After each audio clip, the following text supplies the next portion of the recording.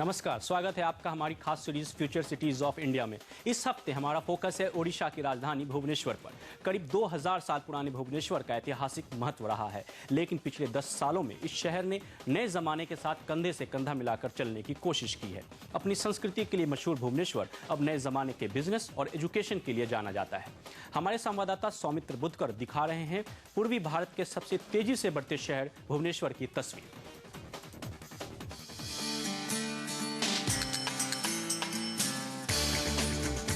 यह है आज का भुवनेश्वर। चंडीगढ़ के बाद देश की दूसरी प्लांट सिटी होने के नाते भुवनेश्वर में काफी बदलाव देखे जा रहे हैं। करीब 10 लाख की आबादी वाला भुवनेश्वर शहर आज आईटी और एजुकेशन का नया हब बन गया है। शहर में कई बेहतरीन कॉलेजेस हैं, जिनमें IIT, triple IT, AIIMS, XIMB और नाइसर जैसे बड़े कॉलेजेस शामिल हैं। प्राइमरी और सेकेंडरी एजुकेशन में भी शहर ने काफी ग्रोथ देखी है। सरकारी पॉलिसीज भी बिजनेस के फेवर में है और यही वजह है कि कई बड़ी कंपनियों ने भुवनेश्वर में अपने सेंटर सेटअप किए हैं। प्लांट सिटी होने के नाते शहर में कोई मैन्युफैक्चरिंग इंडस्ट्री तो नहीं है, लेकिन सर्विस सेक्टर के लिए यहाँ काफी मौके हैं। शहर में इन्फोसिस, TCS, विप्रो जैसी बड़ी IT कंपनियों ने अपने सेंटर्स खोले हैं। यहाँ कई हजार लोग काम करते हैं। तेजी से बढ़ती इस यंग पॉपुलेशन में कई कंपनियों को अपना मार्केट भी नजर आ रहा है। निसान, होंडा मोटर्स, फोक्सवैगन और टाटा मोटर्स जैसी बड़ी ऑटो कंपनियों ने आज भुवनेश्वर में अपने बड़े बड़े शोरूम्स खोले हैं। लोगों की इनकम बढ़ रही है और कंपनियों के लिए मौके। तेजी से बढ़ते इस शहर के लिए कनेक्टिविटी को भी बेहतर किए जाने की कोशिश हो रही है। भुवनेश्वर के एयरपोर्ट से जल्दी ही अंतर्राष्ट्रीय उड़ानें शुरू होंगी। नए टर्मिनल पर काम जारी है, जिसके पूरे होने के बाद हर साल करीब 20 लाख से ज्यादा यात्री इसका इस्तेमाल कर सकेंगे। भुवनेश्वर डेवलपमेंट अथॉरिटी अब शहर को फ्यूचर के लिए तैयार कर रही है। 2008 में कॉम्प्रिहेंसिव डेवलपमेंट प्लान, जो ओरिजिनल हमारी 150 गांव थे प्लस और 55 गांव, 205 विलेजेस मिलाकर एक कॉम्प्रिहेंसिव डेवलपमेंट प्लान हुआ। अब उस कॉम्प्रिहेंसिव डेवलपमेंट प्लान पूरे शहर का इंक्लूडिंग पेरिफेरल एरिया, अब उसको हम जोनल डेवलपमेंट प्लान तैयार कर रहे हैं, जिसमें बड़े माइक्रो लेवल डिटेल्स की ड्रेनेज कैसे जाएगा, छोटी रोड्स कैसे रहेंगी, कहाँ पर किस तरह के कियोस्क आप सेटअप कर सकेंगे। तो बड़ी डिटेल प्लानिंग अभी चल रही है। हालांकि भुवनेश्वर का ऐतिहासिक महत्व भी है। कलिंग का युद्ध यहीं लड़ा गया, लेकिन 1948 में उड़ीसा की राजधानी बनने के बाद यहाँ तरक्की ने रफ्तार पकड़ ली। प्लांट सिटी होने की वजह से बदलते जमाने के साथ भुवनेश्वर को डेवलप करने में शहर के अधिकारियों को काफी आसानी हुई। आमतौर पर साफ सुथरे दिखने वाले भुवनेश्वर को अब सरकार स्लम फ्री बनाने वाली है। इसके लिए एक नए कानून की व्यवस्था की जा रही है। बहुत ही जल्द एक कानून भी लाया जा रहा है, जिसमें स्लम ड्वेलर्स को प्रॉपर्टी राइट्स दिया जाएगा। तो जितने भी स्लम्स हैं, इसको टेनेबल, नॉन टेनेबल कैटेगरीज में करके, जहाँ टेनेबल है वहाँ पर इंस्टीट्यूट डेवलपमेंट होगा और जहाँ पर नॉन टेनेबल है वहाँ पर रिलोकेशन होगा। और बाकी जो फ्यूचर में जो जोग्राफिकल ग्रोथ हो रही है, एक्सपेंशन हो रही है सिटी की, उसमें इस तरह का चीज़ ना हो, उसीलिए 20% जो रेसिडेंशियल लैंड है वो अर्बन पुअर के लिए रिजर्व किया जा रहा है। IT और टूरिज्म के अलावा भुवनेश्वर अपने मेडिकल टूरिज्म के लिए भी मशहूर हो रहा है। अपोलो और कलिंगा हॉस्पिटल जैसे बड़े संस्थान तो यहाँ हैं ही, अब फोर्टिस भी जल्दी ही एक बड़ा अस्पताल खोलने जा रहा है। आज भुवनेश्वर को सिर्फ टेम्पल सिटी होने के लिए ही नहीं, बल्कि नए जमाने की IT, एजुकेशन और हेल्थ केयर के लिए भी पहचान मिल रही है। सौमित्र बुद्धकर, भुवनेश्वर। भुवनेश्वर की सबसे नई पहचान है पूर्वी भारत के नए एजुकेशन हब की। यहाँ हाल के वर्षों में कई स्कूल, कॉलेज और दूसरे इंस्टीट्यूट तेजी से खुले हैं। कुछ सरकार ने खोले हैं तो कई प्राइवेट हैं। अब सरकार शहर में एजुकेशन के स्तर को सुधारने के लिए और सरकारी प्राइवेट स्कूलों के बीच टाई अप का एक अनूठा मॉडल तैयार कर रही है। तेजी से बढ़ते भुवनेश्वर की एजुकेशन की जरूरतें काफी बढ़ी हैं। शहर की आबादी करीब 8 लाख की है और यहाँ पढ़ने वालों की संख्या तेजी से बढ़ रही है। इसी जरूरत को पूरा करने के लिए पिछले कुछ सालों में शहर में कई बड़े कॉलेजेस खुले हैं। राष्ट्रीय स्तर के IIT, triple IT, AIIMS, national institute of science education and research यानी नाइसर और XIMB जैसे कॉलेजेस यहाँ पर हैं। इतना ही नहीं, इंजीनियरिंग कॉलेजेस की तो शहर में भरमार है। सेकेंडरी एजुकेशन की जरूरत को पूरा करने के लिए शहर में कई प्राइवेट स्कूल्स भी खुले हैं। हालांकि पिछले कुछ सालों में भुवनेश्वर में शिक्षा का स्तर काफी बेहतर हुआ है। कई सारे प्राइमरी और सेकेंडरी स्कूल्स ऐसे इस शहर में आए हैं जो क्वालिटी एजुकेशन दे रहे हैं। लेकिन जिस तरह से यहाँ पर इंजीनियरिंग कॉलेजेस की बाढ़ आई है, उसके बाद सवाल ये उठता है कि क्या क्वालिटी उस स्तर पर बनी रही है जिसकी जरूरत है। यहाँ के स्कूल एजुकेशन उतना अच्छा नहीं है, इसलिए उन लोगों को मौका नहीं मिलाता।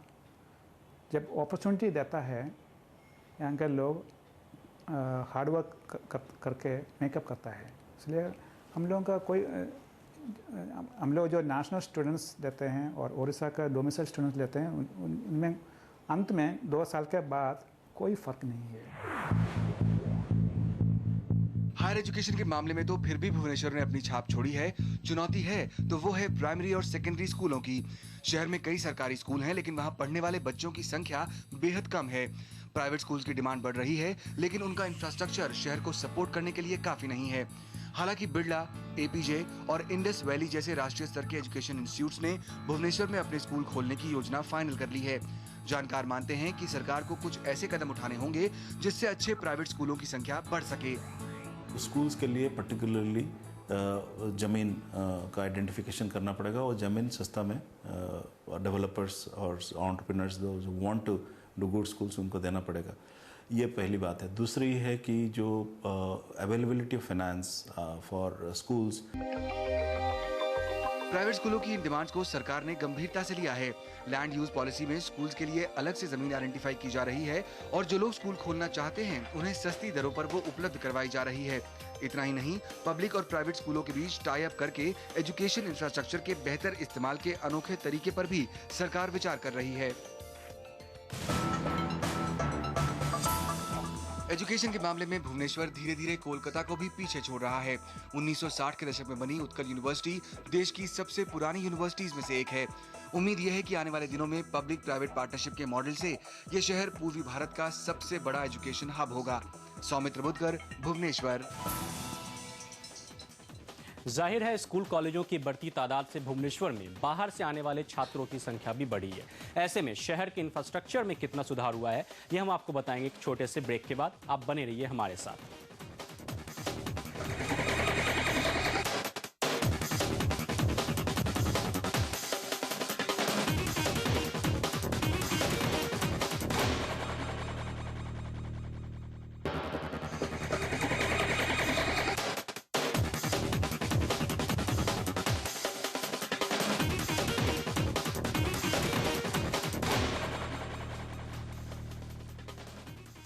एक बार फिर स्वागत है आपका future cities of India Bhubaneswar में। ओडिशा की राजधानी होने के नाते भी भुवनेश्वर में दूसरे शहरों से बड़ी संख्या में लोग आते हैं। टूरिज्म तो एक बड़ा सेक्टर है ही, अब एजुकेशन, आईटी जैसे नए सेक्टर भी यहां पर अपने पैर पसार रहे हैं। इस ग्रोथ को बल देने के लिए शहर के इंफ्रास्ट्रक्चर पर काफी काम हो रहा है। साथ ही एक नया इंटरनेशनल एयरपोर्ट खोलने की भी पूरी तैयारी सरकार कर रही है। भुवनेश्वर शहर में दाखिल होते ही आपको यहाँ इंफ्रास्ट्रक्चर पर हो रहे काम का अंदाजा लग जाएगा। शहर के कई हिस्सों में नई फ्लाईओवर्स बन रहे हैं और सड़कों को चौड़ा किया जा रहा है। 1950 के दशक में इस शहर को जर्मन आर्किटेक्ट ऑटो कोनिग्सबर्गर ने डिजाइन किया था। प्लान सिटी होने की वजह से सरकार को यहाँ का इंफ्रास्ट्रक्चर सुधारने में ज्यादा मशक्कत नहीं करनी पड़ रही। सरकार प्लान बना रही है और वो आसानी से इम्प्लीमेंट हो रहे हैं। शहर में सबसे बड़ा प्रोजेक्ट चल रहा है एयरपोर्ट का, जो इस साल दिसंबर या अगली जनवरी तक पूरा हो जाएगा। एक बार बनने पर ये 2020 तक देसी और विदेशी पैसेंजर्स को हैंडल करने में सक्षम होगा। भुवनेश्वर की तेज इकोनॉमिक ग्रोथ को सपोर्ट करने के लिए ये बिल्डिंग काफी काम आने वाली है। भुवनेश्वर एयरपोर्ट का नया टर्मिनल अगले 3 से 6 महीने में तैयार हो जाएगा और यहाँ से डोमेस्टिक फ्लाइट्स उड़ाई जाएंगी, जबकि पुराने टर्मिनल को रीवैम्प करके उसे इंटरनेशनल एयरपोर्ट की तरह इस्तेमाल किया जाएगा, जिससे न सिर्फ टूरिज्म इंडस्ट्री को सपोर्ट मिलेगा, बल्कि यहाँ आने वाले इंडस्ट्रियलिस्ट को और नई इंडस्ट्री सेटअप करने वालों को भी काफी मदद मिलेगी। एटलीस्ट 200 and 250% का ग्रोथ यहाँ पर देखा गया है। सबसे ज़्यादा तो ऑपरेशंस यहाँ पर इंडिगो के हैं, तो करीब हमारी शेड्यूल फ्लाइट्स करीब 18 हैं एज ऑन टुडे, और करीब 50 ऑपरेशंस हमारे डेली हैं, जिसमें कि नॉन शेड्यूल चार्टर ऑपरेशंस भी शामिल हैं। एयर इंडिया की करीब 8 फ्लाइट हैं और जेट की भी फ़्लाइट्स हैं, और दूसरी एयरलाइंस हमें कॉन्टैक्ट कर रही हैं और स्लॉट मांग रही हैं जो वो शुरू करना चाहती हैं। अच्छा, हमने अपने तौर पर काफ़ी इंफ्रास्ट्रक्चर क्रिएट किया है, एप्रन भी एक्सटेंड किया है, रनवे भी हम एक्सटेंड करने जा रहे हैं, और इंडिगो ने हमसे नाइट पार्किंग की परमिशन मांगी है, जो कि भुवनेश्वर में आज तक नहीं थी, वो हमने अप्रूव कर दी है। बेहतर कनेक्टिविटी के लिए सरकार भुवनेश्वर में BRTS बस सर्विस शुरू करने पर भी विचार कर रही है। सड़कों को चौड़ा करने का काम पूरा होने के बाद BRTS के लिए शहर भर में 6 अलग कॉरिडोर बनाए जाएंगे। इससे ट्रैफिक ज्यादा तेजी से चल पाएगा। IIT खड़गपुर ने भुवनेश्वर के लिए विजन 2030 तैयार किया है, जिसके आधार पर शहर का विकास किया जा रहा है। पावर, बिजली और सीवरेज जैसे मुद्दों से निपटने के लिए सरकार ने यहाँ पर सिटी मैनेजमेंट ग्रुप का एक अनोखा मॉडल भी बनाया है। We have something called a city management group, which meets once every alternate Saturday. तो उसमें police, municipal police commissioner, municipal commissioner, myself and all related agencies, PWD, forest department. तो हर alternate Saturday, first और third Saturday को हम बैठते हैं, क्या क्या चाहिए सिटी में, क्या काम करना है, ये her and this CMG concept, city management group concept has made a lot of difference. सरकार कई प्राइवेट पार्टियों को शहर का इंफ्रास्ट्रक्चर सुधारने के लिए न्योता भी दे रही है। नए प्रोजेक्ट्स आसानी से और जल्दी से शुरू हो सके, इसके लिए सरकार इन प्रोजेक्ट्स को फंडिंग भी दे रही है। भुवनेश्वर में बिजली की कोई दिक्कत नहीं है, क्योंकि ओडिशा में खपत से ज्यादा बिजली का प्रोडक्शन होता है। ये इंडस्ट्री और इन्वेस्टमेंट को खींचने के लिए एक बड़ा आकर्षण है। साथ ही भुवनेश्वर शहर कोलकाता, विशाखापट्टनम, वाइजैग, दिल्ली और मुंबई से सड़क के रास्ते भी जुड़ा है। इन सड़कों का रखरखाव सरकार की प्राथमिकता की लिस्ट में सबसे ऊपर है। साथ ही अगले साल पुरी की मशहूर जगन्नाथ यात्रा से पहले भुवनेश्वर पुरी की सड़कों को भी कम से कम 4 लेन करने पर काम चल रहा है। सौमित्र बुद्धकर, भुवनेश्वर। भुवनेश्वर में हो रहे बदलावों की वजह से न सिर्फ दूसरे राज्यों से बल्कि विदेशों से भी युवा एंटरप्रेन्योर शहर का रुख कर रहे हैं। यहां काम करना आसान है और शहर में बने बिजनेस इंक्यूबेशन सेंटर नए लोगों को मौके दे रहे हैं। यही वजह है कि आज स्टार्टअप्स के लिए भुवनेश्वर पहली पसंद बन गया है। ललित मानिक एक डॉक्टर हैं। मेडिकल कॉलेज में पढ़ते वक्त ही ललित को ये महसूस हुआ कि हमारे देश में एक बड़े तबके को जरूरी स्वास्थ्य सेवाएं नहीं मिल पा रही हैं। इससे उनको ये आइडिया आया कि कैसे दूर दराज के गांव में रहने वालों को हेल्थ केयर की सुविधा दी जा सकती है। इसी आइडिया से जन्म हुआ हेलो डॉक्टर 24/7 का। हेलो डॉक्टर 24/7 एक KPO है। सीधे शब्दों में समझाया जाए तो ये कंपनी फोन के जरिए लोगों को हेल्थ केयर पहुंचाती है। कंपनी बनाते वक्त डॉक्टर मानिक ने पाया कि ओडिशा के करीब 70% लोगों के पास मोबाइल फोन तो है, लेकिन स्वास्थ्य सुविधाएं नहीं। अपने आइडिया को वो KIIT के टेक्नोलॉजी बिजनेस इंक्यूबेटर तक लाए, जिसके बाद टेक्नोलॉजी के इस्तेमाल से उनकी कंपनी सेटअप की गई। कंपनी का मॉडल काफी सीधा है। जिन लोगों को किसी भी तरह की स्वास्थ्य सुविधा की जरूरत है, वो एक नंबर पर फोन करके जरूरी कंसल्टेशन ले सकते हैं। लेकिन सवाल ये है कि जो लोग फोन पर जवाब दे रहे हैं, वो आखिर हैं कौन? B.Pharm graduates are there, the doctors are there, MBBS doctors are there, Ayurvedic doctors are there, homeopathic doctors are there, biotechnology and other life science people are there getting trained by us. Mean to say उनको training किया जाता है। यहाँ trainers हैं जो train दी trainer system है, उसको training करते हैं how to access the protocols, कैसे प्रोटोकॉल को एक्सेस करना है, कैसे क्वेश्चन पूछना है कि गाँव के लोगों का प्रॉब्लम है। हेलो डॉक्टर महज एक उदाहरण है। भुवनेश्वर आज डॉक्टर मानिक जैसे कई एंटरप्रेन्योर्स की पसंद बन गया है। शहर में XIMB और KIIT जैसे बड़े संस्थान युवा एंटरप्रेन्योर्स की मदद कर रहे हैं। इन संस्थानों में बने इंक्यूबेशन सेंटर्स ने आइडिया को बिजनेस में बदलने, नए लोगों को मेंटोर करने की सुविधा देने का काम चल रहा है। जिन एंटरप्रेन्योर्स को पैसे, जगह या फिर नेटवर्किंग जैसी किसी भी चीज की जरूरत होती है, ये इंक्यूबेशन सेंटर्स उनकी मदद करते हैं। जानकार मानते हैं कि राज्य सरकार की पॉलिसी और लगातार बढ़ते इन्वेस्टमेंट की वजह से युवा एंटरप्रेन्योर्स का भरोसा यहाँ बढ़ रहा है।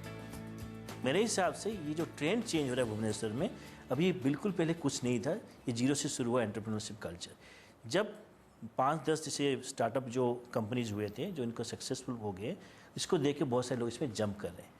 ये हुआ स्टार्टअप कंपनीज में। जो अदर इन्वेस्टर्स हैं, जो बाकी कंपनीज हैं जो आना चाहते हैं भुवनेश्वर में, because probably they think political stable state. Now globally Orissa is known for industrialization because lot of investment is coming up. We are estimating around 8 lakh crore investment coming up. So there's an ambitious plan which the entrepreneurs are thinking that today we start, tomorrow we can sustain. So that is how more of people want to come and invest here.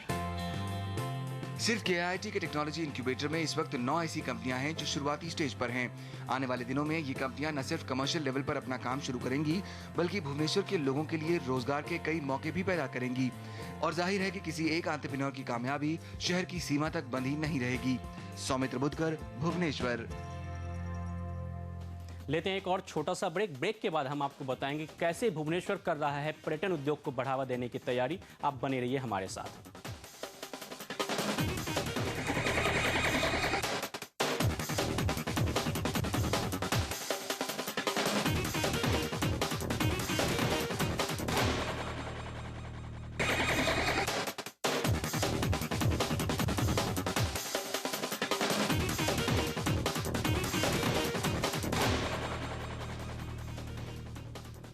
Future cities of India Bhubaneswar में आपका एक बार फिर स्वागत है।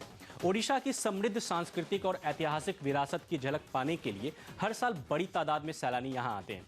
पुरी में भगवान जगन्नाथ का मंदिर हो या फिर कोणार्क का सूर्य मंदिर और दूसरे टूरिस्ट स्पॉट, इसका सीधा फायदा भुवनेश्वर को मिलता है। हमारे संवाददाता सौमित्र बुधकर बता रहे हैं कि शहर में पर्यटन को बढ़ावा देने के लिए सरकार ने नई टूरिज्म पॉलिसी भी बनाई है।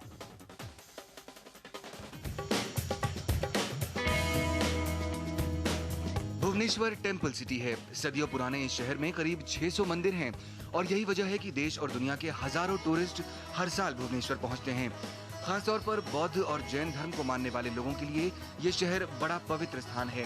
भुवनेश्वर के मशहूर लिंगराज मंदिर, मुक्तेश्वर मंदिर और राजा रानी मंदिरों में प्राचीन काल की शानदार कारीगरी देखने को मिलती है।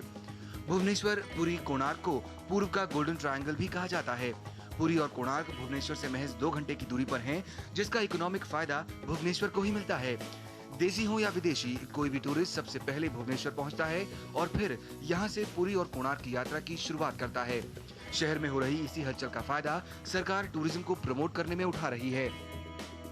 हर महीने हम कोई ना कोई नेशनल लेवल का, समटाइम इंटरनेशनल लेवल का कोई ना कोई function related to performing art हम जो है कर रहे हैं। उसके अलावा हमारे और भी जैसे मूर्ति कला वगैरह में हमारे लोग काफ़ी आगे हैं, तो उसका भी काफ़ी प्रदर्शन किया जा रहा है और कई कंपटीशन हम आयोजित कर रहे हैं, तो उस काफ़ी जगह से लोग यहाँ आ रहे हैं। भुवनेश्वर सिर्फ धार्मिक पर्यटकों को ही नहीं बल्कि एडवेंचर के भूखे यंग टूरिस्टों की भी पहली पसंद बन रहा है। शहर से कुछ ही दूरी पर है विश्व प्रसिद्ध चिल्का लेक, जहां पर वाटर स्पोर्ट्स भी होते हैं और साथ ही डॉल्फिन्स का भी ये घर है। इसके अलावा नंदनकानन के जंगल और उदयगिरी खंडगिरी की प्राचीन गुफाएं भी टूरिस्टों को अपनी तरफ खींचती हैं। इंडस्ट्री से जुड़े प्राइवेट प्लेयर्स भी अब दूसरे राज्यों की तर्ज पर उड़ीसा ट्रैवल मार्ट बनाने वाले हैं, जिससे न सिर्फ राज्य में टूरिज्म से होने वाली इनकम बढ़ेगी बल्कि नए एंटरप्रेन्योर्स के लिए मौके भी बढ़ेंगे। हमने कुछ लोकल स्टेट्स को इन्वॉल्व करेंगे। उसके अलावा around 80 to 100 tour operators, travel writers from abroad, जो सोर्स मार्केट आइडेंटिफाई करके उनके साथ अब लोकल एंटरप्रेन्योर के साथ डायरेक्ट B2B, तो अपना जो प्रोडक्ट्स जो है वो डायरेक्ट शोकेस कर पाएंगे। तो ये प्रायोरिटी हम लोग गवर्नमेंट को दाबी कर रहे हैं and government is also very supportive about that. We look forward, I think by 2013 this travel mart, Orissa travel mart will be on. हालांकि शहर में टूरिस्टों की संख्या तेजी से बढ़ रही है, लेकिन इस डिमांड को पूरा करने के लिए भुवनेश्वर अब भी तैयार नहीं दिखता। शहर में सिर्फ 2 या 3 5 स्टार होटल्स हैं। होटल इंडस्ट्री मौके को भुनाने के लिए तैयार तो है, लेकिन उसके सामने सबसे बड़ी चुनौती जमीन की है। अपॉर्चुनिटीज है, बट द बिगेस्ट बॉटलनेक अभी जो होटलियर्स फेस कर रहे हैं, hotels are a capital intensive industry. Land is very very expensive here in Odisha. The land in Bhubaneswar is as costly as land in Mumbai. So, and earlier there was an incentive that lands were given in, and the entrepreneurs were allowed to pay in installments. अभी वो है नहीं। हालांकि hotel industry की इस मुश्किल को आसान करने के लिए सरकार ने नई टूरिज्म पॉलिसी बनाई है, जिससे बड़े होटल कंपनियों को आसानी से शहर में जमीन मिल जाएगी। एयर कनेक्टिविटी बेहतर होने से ये भी उम्मीद की जा रही है कि आने वाले दिनों में जापान, चीन, थाईलैंड और श्रीलंका से ज्यादा टूरिस्ट भुवनेश्वर आएंगे। सौमित्र बुधकर, भुवनेश्वर। तो साफ है कि भुवनेश्वर में पर्यटन उद्योग के ग्रोथ की बड़ी संभावनाएं हैं। साथ ही जिस तरीके से शहर का विकास हो रहा है, उससे ये उम्मीद बनी है कि आने वाले 10 सालों में ये भारत के भविष्य के शहरों में अग्रणी होगा। फिलहाल इस पेशकश में इतना ही, लेकिन आप बने रहिए CNBC आवाज पर। नमस्कार।